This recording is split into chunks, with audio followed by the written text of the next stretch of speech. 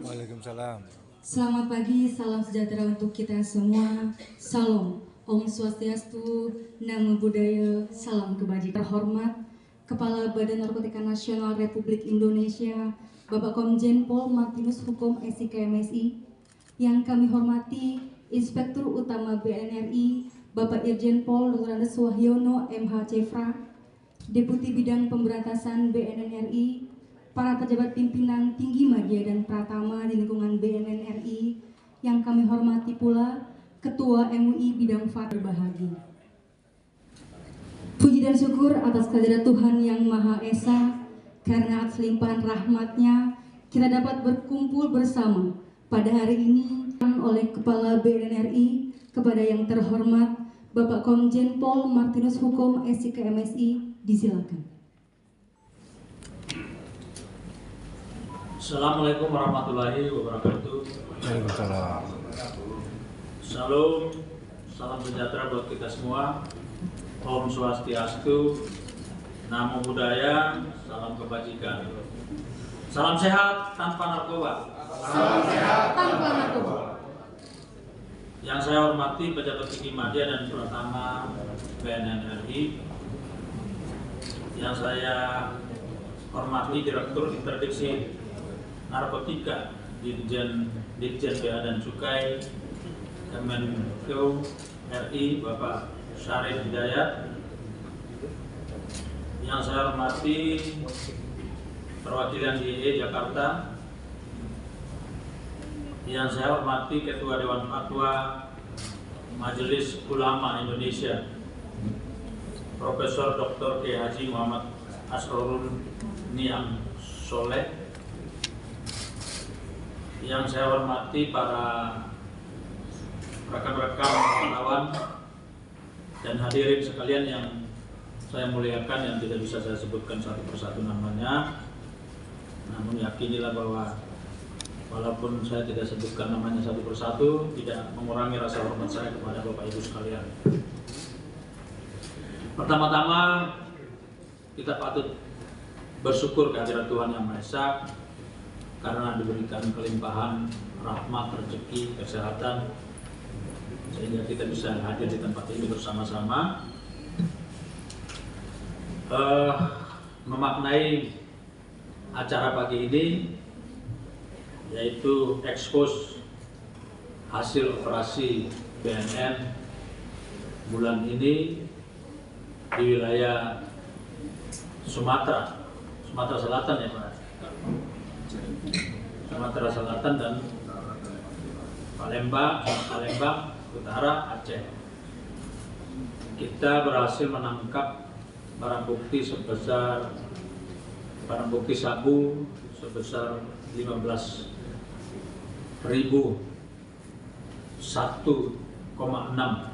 gram atau kurang lebih 15 kilo sabu, dan barang bukti lainnya ekstasi sebanyak 10.345 butir.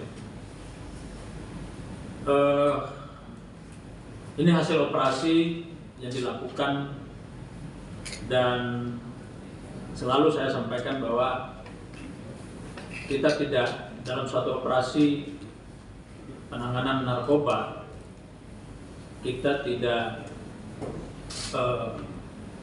melihat berapa jumlah kilogram barang bukti yang kita tangkap, karena pasti bertanya-tanya, selama ini kan BNN menangkap 1 ton, Polri menangkap 1 ton, lebih dari 1 ton, kenapa saat ini kok cuma kisaran 50 kilo, seperti kemarin kita di Aceh 50 kg, walaupun menyusut menjadi 29 karena barang buktinya dilemparin ke laut lalu mengalami kerusakan, melarut, jadi tinggal sisa 29 kg. Ada yang 100 kg, kok tidak biasanya 1 ton, di atas 1 ton. Nah ini yang ingin saya sampaikan, bahwa para pelaku ini selalu akan mencoba untuk menghindar dari jeratan atau kejaran aparat penegak hukum.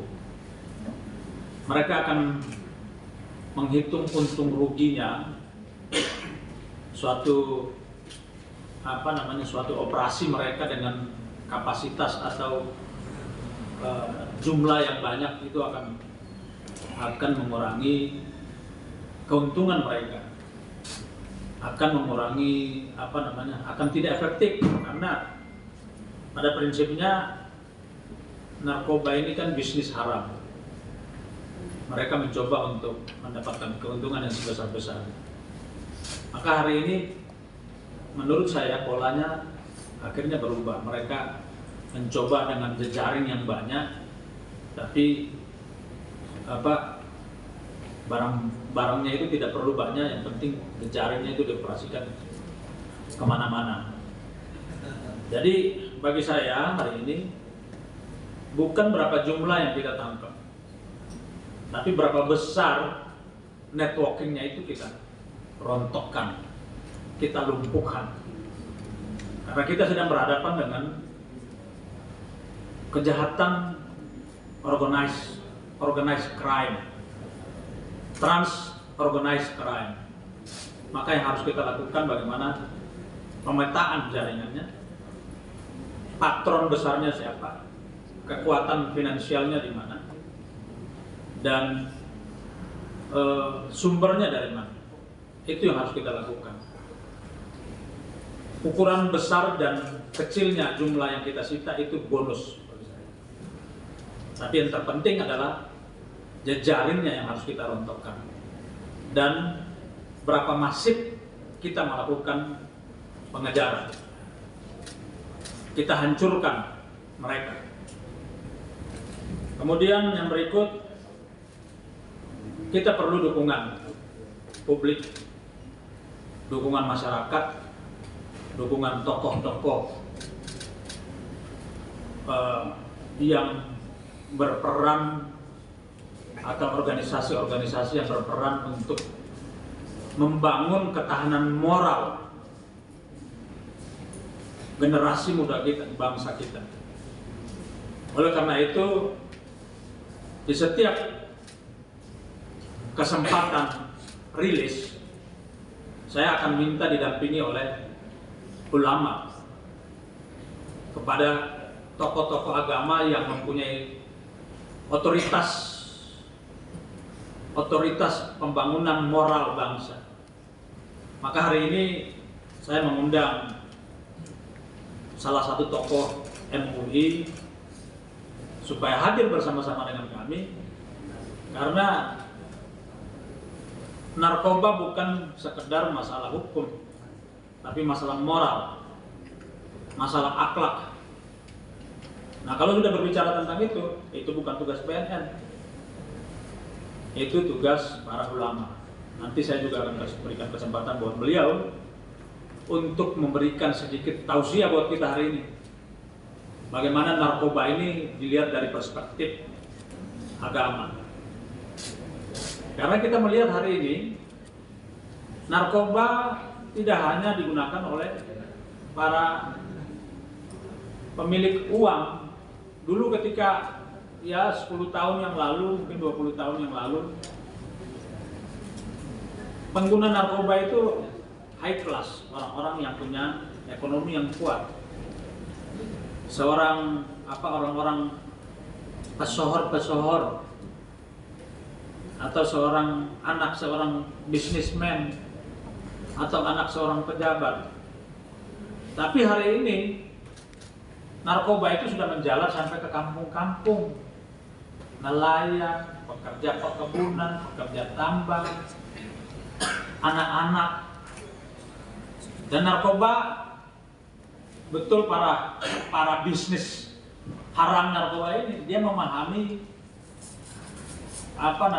bagaimana upaya membangun kerajaan bisnisnya lewat jejaring sosial, lewat struktur sosial yang ada di masyarakat.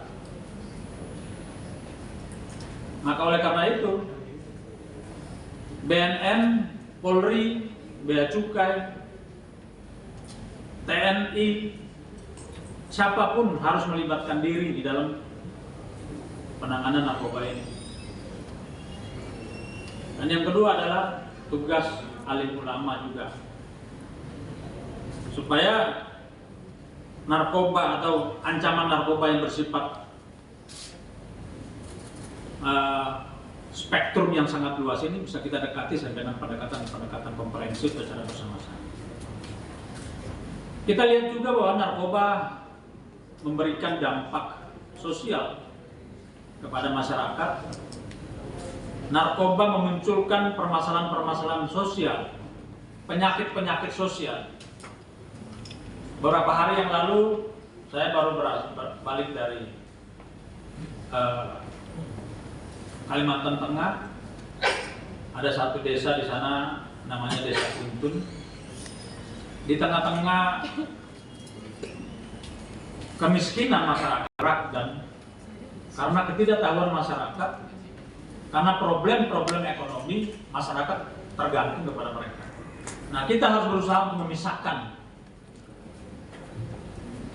kekuatan mereka yang ada di masyarakat. Yang berikut, hari ini, kalau Bapak Ibu melihat media hari ini,